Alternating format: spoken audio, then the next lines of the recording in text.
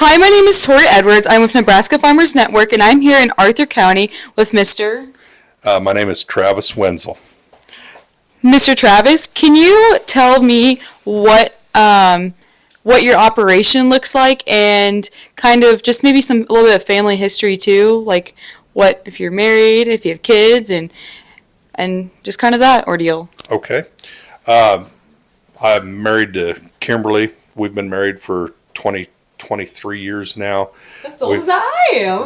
Right? Let's go. And we've got 4 children. The oldest is 22. She's in college. The next one just graduated from high school. He's in college. And then we've got a sophomore in high school, and our youngest is a seventh grader. And I work full time for Zoetis on the animal health side in the cattle business. And then my wife is the one who takes care of most of our ranching operation, but we sell and buy, anywhere from 1,100 to 1,200 calves a year. And and we obviously live in Arthur County. Yeah. So with ranching and doing stuff with Zoetis, what I guess started you to be in the ag industry and choose ranching? So we've always been, my wife and I have both been involved in agriculture since we were kids for the most part. And as you well know, it's tough to get in. We are first generation, started our own deal about 15 years ago. My wife is very, very much involved in the day-to-day of this deal because I'm gone for work. But just a passion for agriculture. Want our kids to be in agriculture. So yeah, that's kind of where we are. Gotcha. So what I guess on the ranch and with dealing with yearlings, what are I guess your day in the life kind of look like? But I know it's probably different between you and your wife because you're gone and she's the one that's here. Yeah. This time of year, October 1st, we have sold all our yearlings off of grass here and delivered them in the last couple weeks. And I help with that. But now coming up, we will start purchasing new calves that are balling calves off the cows, and we'll get them started here. But my day to day, I usually help Kimberly for an hour or two in the morning, then leave for work and help her get through the feeding. Usually takes an hour or so is all. But and then she's busy chasing kids, and I'm busy at work. There you go. There you go. So with being, you are an advisory council member for Nebraska Farmers Network. What made you want to become a member? Well, I was just very intrigued with the whole concept.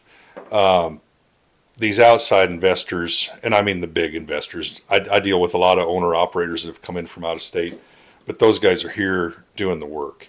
The investors that are just swallowing up our ag ground, just strictly from the investment standpoint, is a real concern of mine. So I like the idea of being able to help some of these smaller outfits like ours acquire ground, lease it with an option to buy.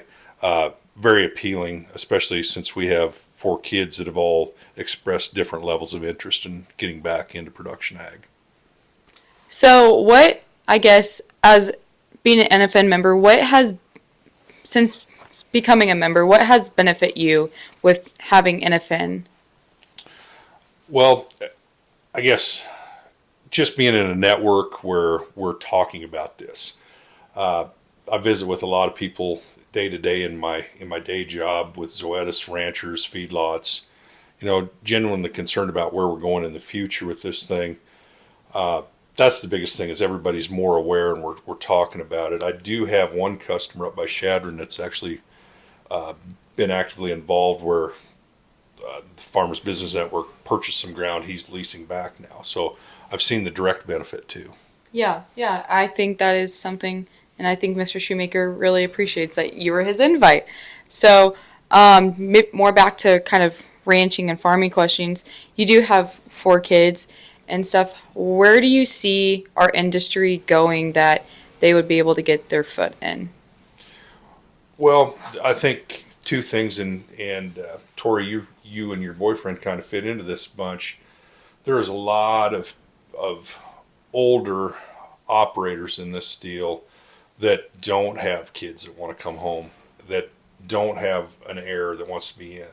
And we are quite honestly losing a lot of cow-calf operators simply to age and retirement. And we can't all be yearling operators. Somebody's got to have the factory and somebody's got to raise a calf. Gotcha. Another big question, I guess, is what is your favorite part of being kind of a ranching operation? Is it calving season? Well, you have yearlings, but calving season, branding season, like all these seasons we have, quote unquote. What do you think? Like, what is like just you just sit back and you just go, I've made it moment for you? Like, at what point of the year you just go, man, this life is too dang good? Well, we're just coming off of shipping yearlings off grass the last couple weeks, and that's always rewarding when they come in and you weigh them up and they're close to what you predicted. You know, some of the hard times are actually fun and rewarding. You know, there's a blizzard out here and you get stuff fed and everything tucked in, and that's awful rewarding Yeah. as well. Yeah. So, I mean, this is kind of a hard-hitting question. I've asked a couple of my interviews so far, but in the industry, farming and ranching, we have the highest suicide rate. What can we do as an industry, even with NFN? What do you think we can do to make sure people aren't so desperate that they take their own lives, in a sense? Wow, you weren't kidding. You didn't give me I a heads know. up on this. I Sorry. know. I like people's real, Right? authentic reactions. It's an epidemic, and it hits farmers and ranchers the most. We live one of the most dangerous jobs, trying Well, to feed the world, I'd say.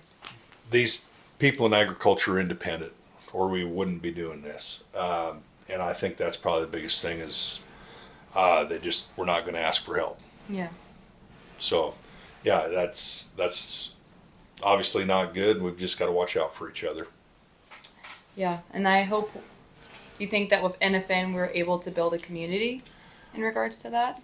You know, yes is the short answer. You know, my day job, I'm out seeing people, talking to people, but most of my customers get pretty isolated. So the fact that this is one more deal where they're actually talking and visiting with each other, Tori, I think yes, there is some value there on that.